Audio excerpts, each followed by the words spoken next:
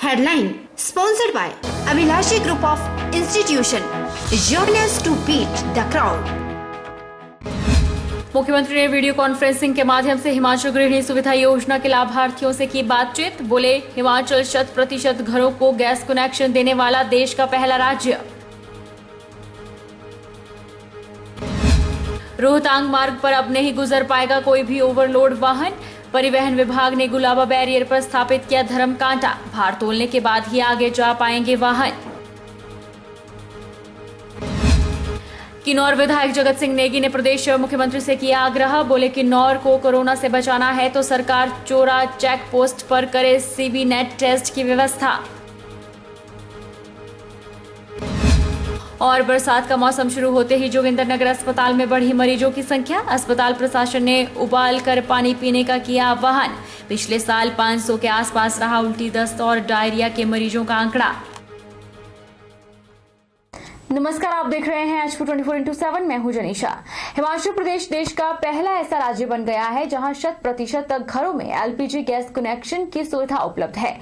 मुख्यमंत्री जयराम ठाकुर ने video conferencing के माध्यम से हिमाचल गृहिणी सुविधा योजना के लाभार्थियों से बातचीत करते हुए यह बात कही। उन्होंने कहा कि पारंपरिक चूल्हे के लिए लकड़ियां एकत्रित करना और खाना बनाना न केवल कष्टदायी था, बल्कि इससे महिलाओं के स्वास्थ्य पर भी विपरीत प्रभाव पड़ रहा था। मुख्यमंत्री जयराम ठाकुर ने कहा कि प्रधानमंत्री ने अपने पिछले कार्यकाल के दौरान प्रधानमंत्री उज्ज्वला योजना की परिकल्पना की, जिसके अंतर्गत ग्रामीण क्षेत्रों की महिलाओं को निःशुल्क गैस कनेक्शन उपलब्ध करवाए गए। उन्होंने कहा कि इस योजना से प्रदेश के 1.36 लाख परिवार लाभान्वित हुए हैं। प्रधानमंत्री नरेंद्र मोदी के आह्वान पर देश के करोड़ों लोगों ने स्वेच्छा से अपनी एलपीजी सब्सिडी छोड़ी है। इस योजना का लाखों परिवारों को लाभ मिला, लेकिन प्रदेश के बहुत से परिवार इसका लाभ नहीं उठा पा रहे थे, जिसे देखते हुए प्रदेश सरकार ने हिमाचल गृहिणी सुविधा योजना आरंभ करने का निर्णय लिया। इस योजना के अंतर्गत 2,76,243 परिवारों को निःशुल्क गैस कनेक्शन प्रदान किए गए हैं। जयराम ठाकुर ने कहा कि इससे महिलाओं को रसोई गैस के धुएं के दुष्प्रभाव से निजात मिली है और साथ ही पर्यावरण संरक्षण में भी मदद मिली है। बहुत सारे घरों को गैस का कनेक्शन मिल गया। 1,36,000 परिवारों को गैस का कनेक्शन तो मिल गया उज्ज्वला योजना का, लेकिन बाकी परिवारों को गैस का कनेक्शन जो है वो उपलब्ध नहीं हो पाया, क्योंकि उज्ज्वला योजना के अंतर्गत जो उसके जो पैरामीटर्स तय किए गए थे, उसकी गाइडलाइंस थी, उसके आधार पर उनको ये सुविधा उज्ज्वला योजना के अंतर्गत संभव नहीं है। फिर इसी विषय को लेकर के जब हमारा बजट सत्र चल रहा था 2018-19 का, तो बजट सत्र के दौरान हमने कहा कि आदरणीय मोदी जी ने पूरे देश भर में उज्ज्वला योजना के अंतर्गत गैस का कनेक्शन हर घर में पहुंचाने के लिए प्रयास किया। उसके अंतर्गत हिमाचल प्रदेश में भी 1,36,000 परिवारों को गैस का कनेक्शन मिला है, मुफ्त में मिला है। लेकिन इसके बाद जो बचे परिवार हैं जिनको गैस का कनेक्शन नहीं मिला, उनको हम प्रदेश सरकार की ओर से ये सुविधा उपलब्ध कराएंगे। तो हमने हिमाचल प्रदेश में उसी उज्ज्वला योजना को आगे बढ़ा करके गृहिणी सुविधा योजना की शुरुआत की। और गृहिणी सुविधा योजना के अंतर्गत जब हिमाचल प्रदेश में हमने शुरुआत को किया, शुरू में हमको लगा कि शायद हमको 1 लाख के लगभग परिवार ऐसे होंगे जिनको गैस का कनेक्शन देने की जरूरत रहेगी। लेकिन आपको हैरानी होगी ये सुन करके, जब हम इस काम में लगे, हमने शुरुआत की इस योजना की, तो आंकड़ा बढ़ता गया और आंकड़ा बढ़ते बढ़ते 1 लाख पार हो गया, 2 लाख का फिर पार हो गया और कुल मिलाकर के 2,76,000 परिवारों को हमने गृहिणी सुविधा योजना के अंतर्गत गैस का चूल्हा। राज्य स्तरीय एकल खिड़की अनुश्रवण एवं स्वीकृति प्राधिकरण ने एकल खिड़की पोर्टल के माध्यम से 6,100 करोड़ रुपए के निवेश वाले 193 परियोजना प्रस्ताव स्वीकृत किए हैं। यह बात मुख्यमंत्री जयराम ठाकुर ने उद्योग विभाग की समीक्षा बैठक की अध्यक्षता करते हुए कही। मुख्यमंत्री ने कहा कि प्रदेश सरकार ने उद्योगपतियों को राज्य में निवेश के लिए प्रोत्साहित करने के उद्देश्य से धर्मशाला में 7 और 8 नवंबर 2019 को ग्लोबल इन्वेस्टर मीट का आयोजन किया था, जिसमें 96,721 करोड़ रुपए के 703 समझौता ज्ञापन हस्ताक्षरित किए गए। इस मीट के दौरान महीने के बाद 13,656 करोड़ रुपए के 204 समझौता ज्ञापनों का ग्राउंड ब्रेकिंग समारोह आयोजित किया गया। मुख्यमंत्री ने अधिकारियों से निवेशकों और समझौता ज्ञापनों पर हस्ताक्षर करने वालों से निरंतर संपर्क बनाए रखने के निर्देश दिए ताकि जिन परियोजनाओं का निष्पादन होना है उन्हें निर्धारित समय अवधि में क्रियान्वित किया जा सके। ये मुख्यमंत्री दस्तकार सहायता योजना तो इसको जो हमारी रूरल डेवलपमेंट और पंचायती राज की जो स्कीम है उसके साथ कैसे इसको हम कनेक्ट कर सकते हैं, कैसे इसको जोड़ सकते हैं ताकि हम दोनों को मिला करके कैसे आगे का जो है वो ट्रेनिंग वाला पार्ट कंप्लीट करने के बाद फिर आगे वो क्या करेंगे, तो वो इंडस्ट्री डिपार्टमेंट बहुत बेहतर ढंग से उसमें अपना रोल कर सकती है। तो उस तरह से मुझे लगता है कि इन चीजों को लेकर के काम करने की जरूरत है। बाकी सारी चीजें चर्चा हो गई है। प्रदेश कांग्रेस अध्यक्ष कुलदीप राठौर के नेतृत्व में प्रदेश में कांग्रेस एकजुट है और कांग्रेस की एकजुटता देख भाजपा के नेता भी घबरा रहे हैं। ऐसे में कांग्रेस के सभी नेताओं को एकजुट होना चाहिए और भाजपा की कमियों को जनता के समक्ष रखना चाहिए ताकि आगामी चुनावों में भी कांग्रेस को मजबूती मिल सके। यह बात पूर्व मंत्री सत्य प्रकाश ठाकुर ने पत्रकार वार्ता के दौरान कही। कुल्लू में आयोजित पत्रकार वार्ता को संबोधित करते हुए पूर्व मंत्री सत्य प्रकाश ठाकुर ने कहा कि कुछ दिनों से यह देखने को आ रहा था कि कुछ नेता कांग्रेस के प्रदेशाध्यक्ष कुलदीप राठौर पर आरोप लगा रहे हैं और उन्हें भाजपा की बी टीम भी बताया गया है, जो कि सरासर गलत है। कुलदीप राठौर एक सशक्त नेता हैं और उनके नेतृत्व में कांग्रेस ने भाजपा की कई कमियों को उजागर किया है। ऐसे में कांग्रेस के पूर्व में रहे अध्यक्ष सुखविंदर सिंह सुक्खू को पार्टी के हित में कार्य करना चाहिए और एकजुटता का परिचय देना चाहिए। पूर्व मंत्री सत्य प्रकाश ठाकुर ने कहा कि ऐसा पहली बार हुआ है कि कांग्रेस की एकजुटता से भाजपा के नेता घबरा गए हैं और उनके कई मामले आम जनता के समक्ष आ रहे हैं। जो कांग्रेस पार्टी का अनुशासन है उसकी लक्ष्मण रेखा पार करने का किसी को अधिकार नहीं है कि इस समय ऐसा कोई माहौल नहीं बनाना चाहिए जिससे लगे कि हम भारतीय जनता पार्टी की जो कमियों के खिलाफ लड़ रहे हैं या नहीं लड़ रहे हैं या सरकार जो गलतियां करे उसके खिलाफ हम आपस में लड़ रहे हैं। इस समय एकता की जरूरत है। श्री कुलदीप सिंह राठौर जी बहुत ही सशक्त, बहुत ही समझदार एमएसवाई से यहाँ तक उभरे हुए एक अध्यक्ष हैं जिनको कि संगठनात्मक जो कार्य है उनका पूरा नॉलेज है और सबको साथ चलने में सक्षम है। तो आज जब पार्टी ने बड़े बड़े घोटाले राठौर जी की अध्यक्षता में निकाले हैं और भारतीय जनता पार्टी और जयराम सरकार भयभीत है और उनसे जवाब नहीं देते बनना, तो इस टाइम पे इस किस्म का ये तमाशा नहीं खड़ा किया जाना चाहिए। गौर है कि बीते दिनों इसी मुद्दे को लेकर कांग्रेस सेवा दल के पूर्व मुख्य संगठक रहे बलदेव ठाकुर ने भी सुखविंदर को सलाह दी थी कि वे अध्यक्ष कुलदीप राठौर पर बयानबाजी करने के बजाय पार्टी की मजबूती के लिए कार्य करें।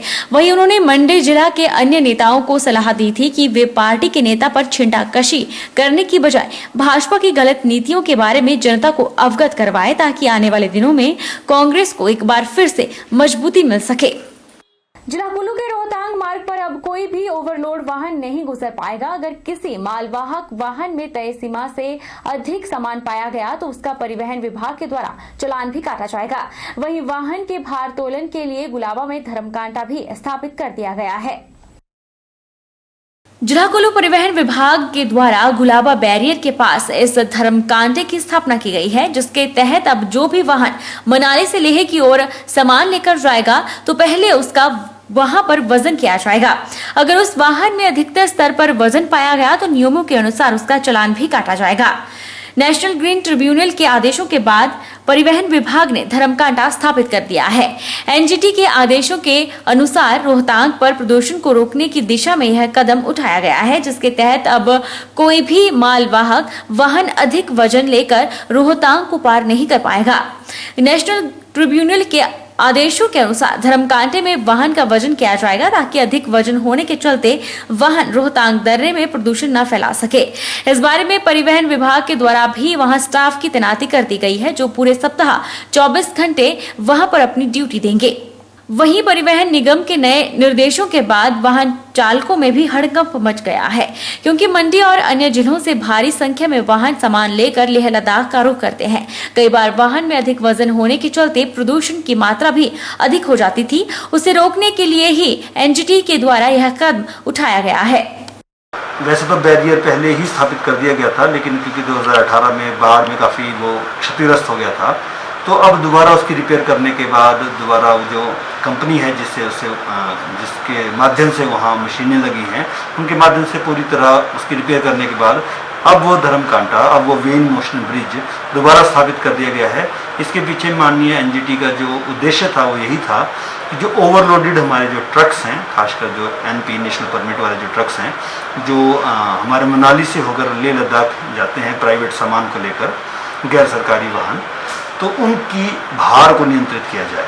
तो इसके लिए वो हम बनाया गया है जो वेन मोशन ब्रिज है, और वो अब पूरी तरह फंक्शनल हो चुका है। किन्नौर में कोरोना के बढ़ते मामलों को देखते हुए किन्नौर के विधायक जगत सिंह नेगी ने मुख्यमंत्री से मांग की है कि किन्नौर के प्रवेश द्वार चौरा चेक पोस्ट पर सीवी नेट टेस्ट का प्रबंध किया जाए, ताकि बाहरी राज्यों से आने वाले लोगों का वहां पर टेस्ट किया जा सके, जिससे कोरोना महामारी से जिला किन्नौर को बचाया जा सकता है। नेगी ने कहा कि अगर इस टेस्ट की व्यवस्था चौरा चेक पोस्ट पर नहीं की गई तो जिला किन्नौर के लोग संक्रमण से बच नहीं पाएंगे। मैं यहाँ पर विशेषकर मुख्यमंत्री से ये निवेदन करना चाहता हूँ कि हमारे जनजातीय क्षेत्र और जो हमारा सीमांत क्षेत्र जिला किन्नौर, साथ में लगता हुआ स्पीति है, इसमें इस महामारी से रोकना है तो तुरंत हमारा जो चौरा में जो हमारा चेक पोस्ट है, वहाँ पर जो है आपका जो सीवी नेट जो एक टेस्ट भी नया निकला है, उस टेस्ट की व्यवस्था वहाँ पर की जाए चौरा में, ताकि जो भी बाहर से आ रहे हैं, जो बाहर से चाहे मजदूर आ रहे हैं, चाहे कर्मचारी जो छुट्टी पे जाके आ रहे हैं, चाहे हमारे जो आईटीबीपी या पुलिस के जो हमारे कर्मचारी या जो लोग जाके बाहर से छुट्टियां काट के आ रहे हैं, या जो बड़ी तादाद में आ रहे हैं, उनकी चौरा में जो है ये सीवी नेट वाली टेस्ट की जाए। और ये टेस्ट बताया जा रहा है कि आधे घंटे में रिजल्ट मिल जाता है। नूरपुर के साथ सभी किसानों के लिए सुखद समाचार है कि इस बार सरकार ने आम का समर्थन मूल्य 8.5 रुपए कर दिया है। यह कहना है नूरपुर के विधायक राकेश पठानिया का। मीडिया को दी जानकारी में उन्होंने बताया कि इस बार आम का ऑन सीजन होने के कारण आम की बम्पर फसल हुई है, लेकिन कोविड-19 के चलते बागवानों को अपनी फसल की सही कीमत न मिलने का डर सता रहा था। ऐसे में सरकार ने इन बागवानों को 8.5 रुपए प्रति किलो समर्थन मूल्य का ऐलान कर उनकी चिंता को खत्म कर दिया। हमारे आम के जिम्मेदारों के लिए, किसानों के लिए एक बहुत बड़ी खबर है। मैं आदरणीय अपने यशस्वी मुख्यमंत्री ठाकुर जयराम जी का बहुत आभारी हूं। दिल से उनको नमन करता हूं और धन्यवाद करता हूं कि जो 8.5 रुपए आपने हमें जो है आम का जो मूल्य दिया है, स्पोर्ट प्राइस दिया है, सेब को भी 8.5 दिया और आम को भी 8.5 दिया। अब एक लग रहा है कि एक ऐसी सरकार हिमाचल प्रदेश में जो ऊपर नीचे कुछ नहीं करती, बराबर का विकास हर जगह करने का प्रयास कर रही है। प्रदेश सरकार द्वारा सभी बसों को 100% सवारियों के साथ चलाने की अनुमति दे दी गई है, लेकिन प्राइवेट बस ऑपरेटर्स ने बस न चलाने का फैसला लिया है। उनका कहना है कि जब तक देश और प्रदेश में कोरोना महामारी का प्रकोप कम नहीं हो जाता है, तब तक बसों को नहीं चलाया जाएगा।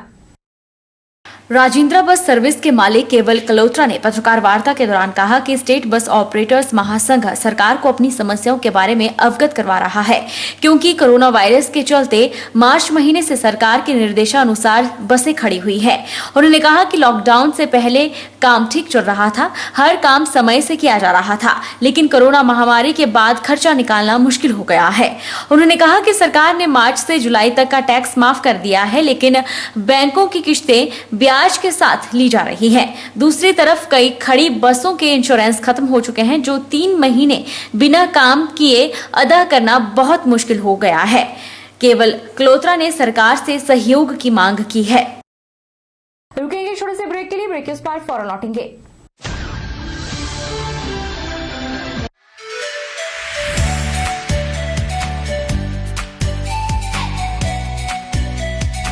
Abhilashi Group of Institution, where you can get admission in 2020 and 21 for BTech in Civil, Mechanical, Electrical and Computer Science Engineering.